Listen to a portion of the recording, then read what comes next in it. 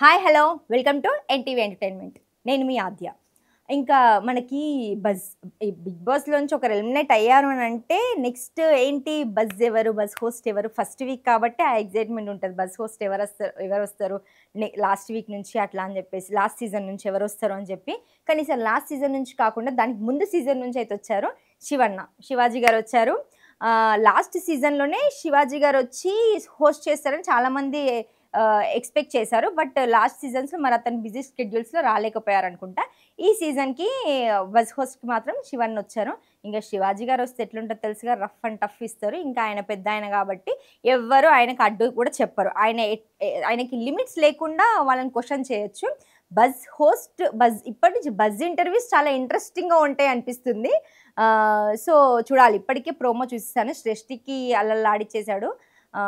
First వీకే వచ్చేసావు, ఏం ఆడావు నువ్వు, అసలు ఎక్కడ కనిపించావు, ఇలా అని చెప్పేసి కొన్ని క్వశ్చన్స్ చేశారు.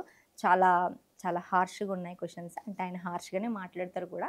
చూద్దాం బజ్ ఎలా ఉండబోతుంది, బజ్కి ఎలాంటి రేటింగ్ వస్తుంది, బజ్లో నుంచి ఎంత మనకు కంటెంట్ వస్తుందో ఇంకా చూస్తూ ఉండాలి. అది బజ్ హోస్ట్కి ఓకే శివన్నని ఇచ్చారు కదా.